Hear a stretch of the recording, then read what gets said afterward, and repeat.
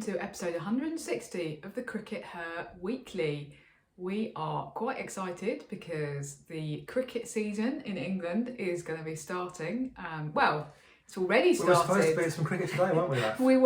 We were supposed to be at Berkshire v Bucks, but it's been rained off, so that's very sad. It's not really cricket weather, but we can still be excited about the prospect of some cricket soon, I think. Shakes fist at the weather. Okay, we'll come back to the forthcoming season in a minute, but first of all we wanted to start by talking about some quite big news that doesn't really seem to be being talked about very much, surprisingly, which relates to the WBL and in particular a discussion that we had last week about the fact that the BCCI want to expand it into being home and away. Well, CRICKETher have reported that Jay Shah, the secretary of the BCCI, has said that the WBL will be expanding to home and away, and in order to do that, it's going to move to a different window. It's going to move to November, apparently. Okay, well, I mean, as we said, the move to home and away means it doesn't mean more fixtures. It means they need more time between fixtures. Yeah. It means that the players need to fly from A to B to C. But November, isn't that the WBBL window, right? Well, yes. See, this is interesting because when I interviewed Snell Pradhan, who's obviously now the ICC's women's cricket manager, she specifically referred me to the ICC's Women's Future Tours programme, which lays out windows for the three big women's franchise tournaments, the 100, the WBBL and the WPL. And yes, they've all got their own windows, but we had a look at the Future Tours programme just now, and while there are sort of windows for those three tournaments, and there is one in November and there is one in kind of March, April time, and there is one in August for the 100, but it doesn't actually explicitly say these are what the windows are for. But everyone understood that November was the WBBL's window, right? Well, you might refer to it as a sort of gentleman's agreement, which is literally true in this case because you'd imagine that the people who were signing up to it were men.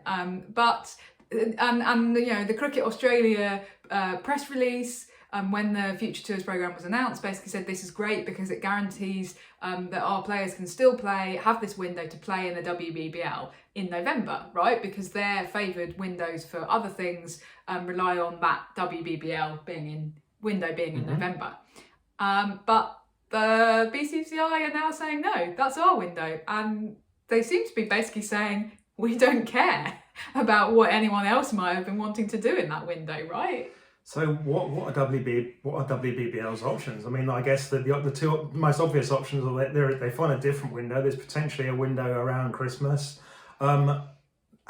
There's potentially a window much later in the season, right at the end of April. But that's, it's kind of Australia's winter. Yeah, though. So that doesn't appear to be feasible.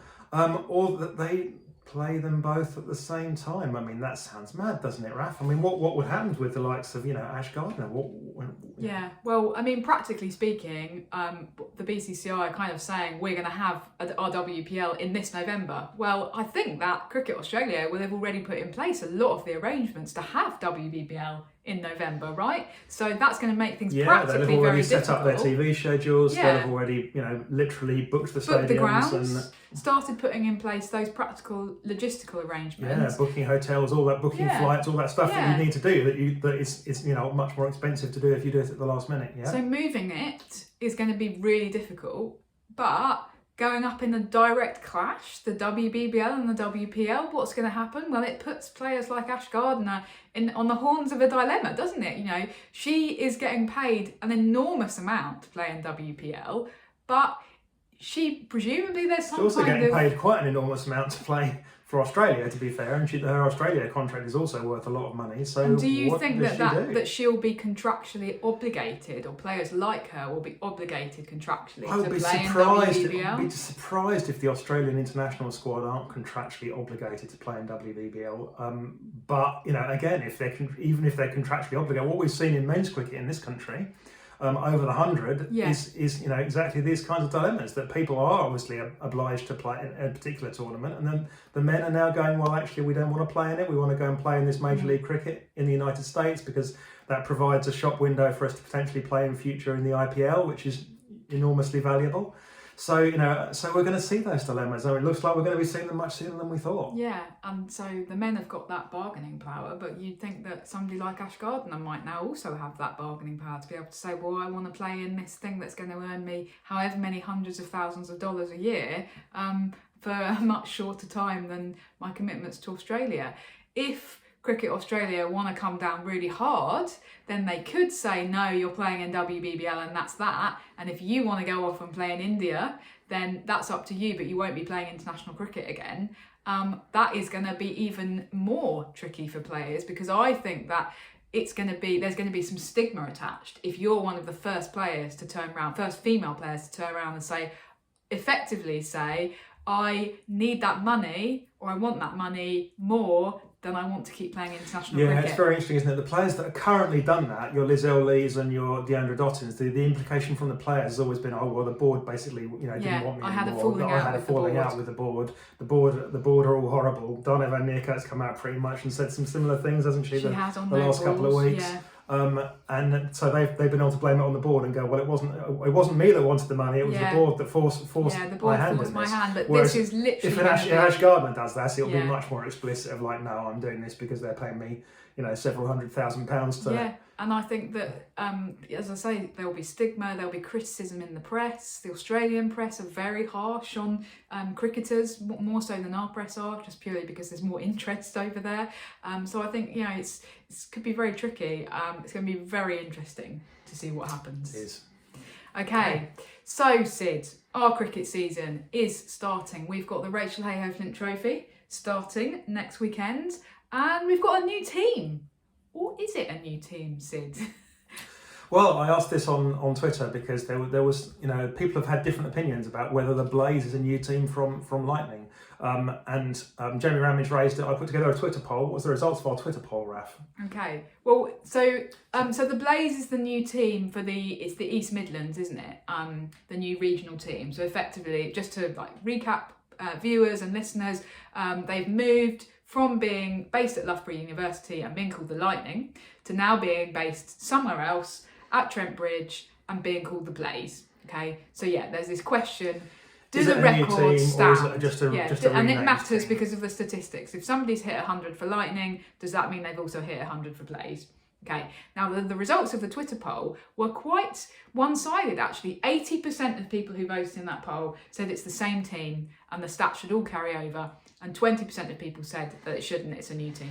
Yeah, and that's what CRICKETher have done. So someone who works for CRICKETher popped up on Twitter and said basically we've just renamed the side. Interesting enough, CRICKINFO, I checked earlier in the week, and CRICKINFO have created a new team profile for the Blaze so that the Lightning stats don't appear that they're going to be carried on. I mean, it doesn't matter in the greater scheme of things. As a player, if you scored 100 for the Lightning, you've still scored 100. Exactly. But it's just that fun question of if you score 100 for the Blaze, are you the first person to score 100 for that franchise? Yeah. Or are you actually the Xth? And actually, from a media perspective, it's more interesting if it is a new team because it's a better headline, it's a better story, right? So I ended up voting in your poll that actually I think that it should be a new team just because it's going to make it easier to write about. Yeah, and I think that in some ways they want to look at it as a sort of reboot of the franchise, if you like, so that that they can start again, because obviously the Lightning wasn't the most successful franchise. Exactly. And they'd like to get some silverware this year, so Yeah. So I think they probably, as you say, they probably want to look very much see it as a new start. Yeah. So What do you think? Well, I'd like to see it as a new start. So that's what I'm going for. Okay. So we've got a lot of cricket, domestic cricket, coming up to look forward to. Very exciting, Sid. Is there anything in particular that you're looking forward to, or anyone in particular that you're interested to see this summer? Yeah, there's been some interesting moves, haven't there? I mean, there always are some interesting moves, but there's been a couple of that I can pull out to talk about, I think. I'll talk in a minute. We'll come back to Vipers a little bit, but it's interesting that Vipers have let a couple of players go. Yeah. Paige Schofield and Tara Norris have both gone off to pastures new, to South East Stars, and I can't believe it's not Lancashire. respectively. Yes. Thank you, Sid. Actually, now I can't believe it is Lancashire, isn't it? Because they now have Lancashire Thunder written explicitly on the badge. They've just given up with it. Yeah. So yeah, and I always bang on about the fact that moving can be really helpful for a player's career. Yeah. None of those players are total youngsters. They're both in their mid-20s and approaching the peak of their career. So it's a real opportunity for them to take that move and really assert themselves as senior pros now in their new setups. So it'll be interesting to see how they go. One other move that I think is a really interesting one, which is of a much younger player, because I would like to see these younger players move. I think Ellie Threlkeld should have moved 3 or 4 years ago. I think that Bess Heath should have moved this season, just to give themselves something new, a new environment to be able to kick on. Chloe Brewer, I think she's going to be a really interesting one to watch. So she's moved from the South East Stars to the Central Sparks.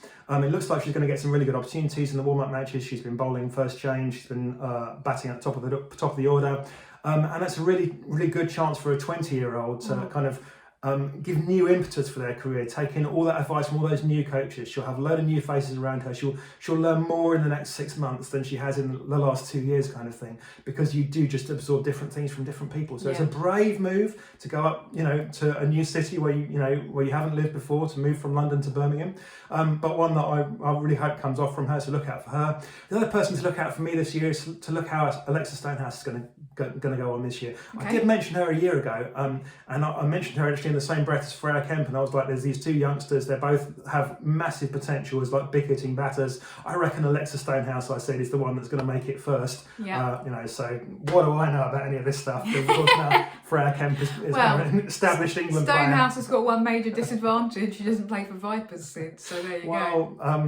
But I think that it's going to be really interesting to see how she goes this year. If she can, step up, and she kind of needs to look at what Freya Kemp has achieved and go, I could do that as well. I could be that. Go out there, play bravely, work really hard, and she could be the next Freya Kemp. She could be playing for England in a year's time. So look out for her as well. Okay, I think it's going to be really interesting to see what the players who played in the Under-19 World Cup over the winter are going to do this season, kind of off the back of that, which would have been a really exciting kind of formative experience for them in their cricketing careers. So obviously there's a whole load of players who played in that. One in particular that's interesting, I think, who we've probably talked about before, but Davina Perrin actually had a kind of quite an up and down Under-19 World Cup. She was obviously one of the youngest players to have played in it.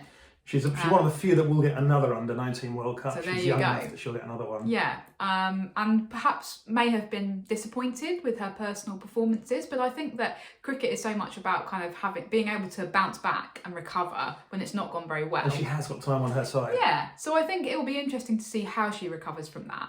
And I think, so I'm interested in that. Talking about people who might have chosen to move but haven't, Grace Scrivens is obviously still very much on our radar. I believe scored 100 this week in a she scored 100 match. in a warm-up. I was just going to talk about that. And actually, it just showed how so much she is a cut above all of those other Sunrisers players, and is so much kind of carrying that team, and yet hasn't been made captain. And we know she wants to be captain, because when I interviewed her, she said, I want to be captain. So I don't know how that's going to play out. And she's obviously will have been given an opportunity to move somewhere else, because, any of the other regional head coaches would be stupid not to want her, right?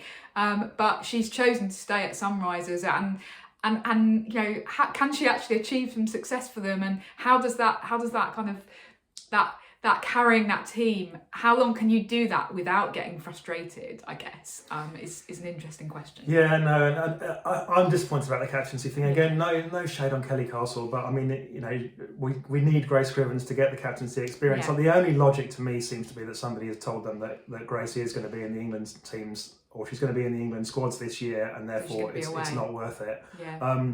And that's possible. If that isn't what's happened, then I'm kind of disappointed. And honestly, I think that Jonathan Finch should be going down to Chelmsford himself and changing the team sheet. I don't know if he's allowed to do that, but you know, if he's watching, then give it a go. Give it a go, Finchy. Anyway, now Sid, I would ask you for your predictions in the RHF Trophy and the Charlotte Edwards Cup, but there's really no point because I know you'd be predicting a clean sweep for the Vipers, so we'll just skirt over that. So what are your predictions, let's talk about. Well, no, I want to talk about the Vipers, okay. Because this week they have announced 5 additional professional contracts. Now, I believe these are to run for the summer only. I think they're 6 months, basically. So they're sort of seasonal contracts. And that overall, for the next 6 months, takes Vipers up to having 16 professionals in their side. Now, basically, Vipers are Australia, aren't they? And what I mean by that is that they are pushing the envelope. They are really trying to make strides in professionalism and setting the standard for other teams to follow and to meet what they are doing. You know, does this, having these 16 professionals, does it make them unbeatable, Sid?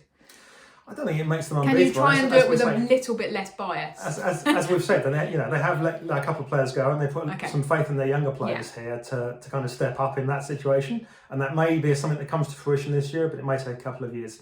As for the 6 month contracts, I think it's really interesting. I think that the 6 month contracts, I think that they benefit the club and the team more than they benefit the players. So a summer contract benefits the club, obviously, because it means that you've got the player available all the time. You don't have issues. I know, without wishing to kind of bring people particularly into it, but there was at least one player at Vipers last year that was not available for all of the games because her day job didn't allow her to be available for all of those games, and that caused Well, they're playing some midweek now, aren't they? So everything isn't at the weekend. It meant the anymore. scheduling wasn't straightforward. You had to go juggle a little bit when you didn't want to. Whereas now they can go, well, we've got first call on our entire squad for the entire summer. So that benefits the club. Yeah. But it's what the player really benefits from in terms of professional contracts is a winter contract. The winter contract's the key for player improvement, because the winter is when you get the chance to go, okay, I'm gonna add a new delivery to my bowling options. I'm gonna add a new shot to my batting options. I'm gonna work on my hitting in the V. I'm going to work on my hitting behind square. I'm going to build my strength up. I've got 6 months to sit in the gym and lift weights. It's the winter contracts that really benefit the players. Whereas these players are obviously going to have to go back to day jobs in the winter and then work very hard at their day jobs, because when you've been away for 6 months, those that are going back to the same job, if your employers allow you to do that, it's awesome if they allow you back. But when you come back, and I know this because I also have a day job, when you go back, you feel really committed that you've got to work super hard and you've got to totally prove yourself all over and so you're going to have to work longer hours and all that stuff over the winter. It's going to make your winter harder. But I would contradict that by saying that what these summer contracts are is a potential step for these players, if they're prepared to move to a different region, is actually, come September, to wave at the Sunrisers or the Thunder or whoever else and go, hey, I've had a really good season, make me a full-time pro. And so that could potentially really benefit these players, and Vipers are investing in them for them then to disappear off somewhere else. So, 6 of one, half a dozen of the other, maybe, Sid. I don't know. So Vipers also, and I know you've got quite strong feelings about this, Sid, Vipers have got a new shirt sponsor, haven't they? And it's the same shirt sponsor that Hampshire have got. They have, and this is presumably where some of the money to pay for this is coming from. And, it's been a topic generally in England and in the UK over the past week, because the Premier League, the men's Premier League for football, have announced that they're going to forbid clubs from accepting gambling sponsorship as their kind of masthead sponsorship, the main sponsorship they have on the front of their shirts. And there's a load of caveats to this. It's not going to be for a couple of years to allow existing contracts to play out. It's only the main front shirt sponsorship, so potentially you can still have a gambling company on your sleeve, you can have them on the billboards around the stadium. But all of that, those caveats notwithstanding, they are coming to terms, with saying, we're not going to have gambling companies as our mainline sponsors. And the company that are now going to be sponsoring, the main shirt sponsorship for both Vipers and Hampshire are quite close to being a gambling company. Technically, it's financial spread betting or financial spread trading, I believe they refer to it. Is it gambling? Well, it's actually regulated by the Financial Services Authority in this country, but when you buy the shares via these financial trading platforms, you're not actually buying a share, you're effectively making a bet, and then the trading platform will pay out according to whether or not the share goes up or down in value. You don't own a share, and there's never a share traded as a result of this. Winnings or losings, because most people lose money, winnings and losses are taxed as gambling wins or losses. And that's a distinct category in this country. So, is it a gambling sponsor? Well, it's quite close to being a gambling sponsor. I'm a little bit unhappy that, we've got somebody sponsoring the front of the shirts that's essentially quite close to being a gambling company where, let's bear in mind, this is the kind of gambling where 80% of people that are involved in this kind of gambling lose their money. I'm going to counter that though, and I'm going to say that I think that Hampshire and Vipers will have thought very hard about this. And this has obviously been a very lucrative sponsorship for them in order to help fund these new contracts. And I would also say that English cricket, I believe, is actually really struggling for sponsors at the moment. Several of the ECB's big sponsors has ditched them in the last few months.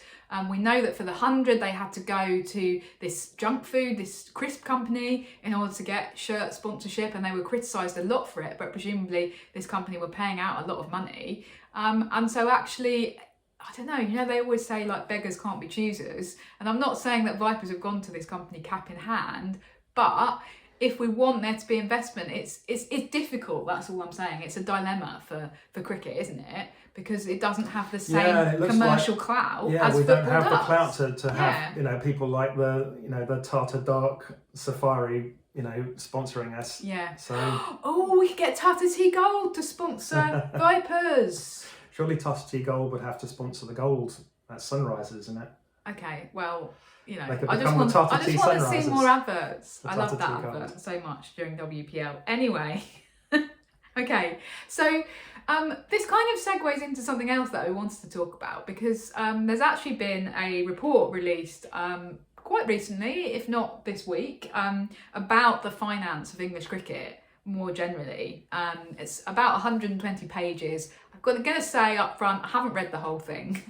But one of the... George de Bell has, apparently. George de Bell read it, so we don't have to. One of the headlines, or one of the kind of the calculations that George de Bell has done and has been sort of talking about on various kind of radio shows, is about what the 100 has cost the ECB.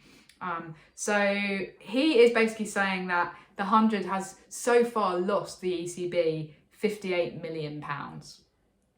What do you make of that, Sid? Well, it's a lot of money when you talk about it like that. I mean, I think the bottom line is that in what sense has it lost the ECB that money? The number that George has calculated there takes into account the payments made to men's counties, and over half of that money is payments made to men's counties. So at that point you're going, well, George, that's true that you've found a figure of £58 million, but half of that has gone back to the men's counties. So what did you want that money to go to? I mean, presumably, if you were allocating the money, you'd allocate it to the men's counties. So half of it has gone directly to the men's counties.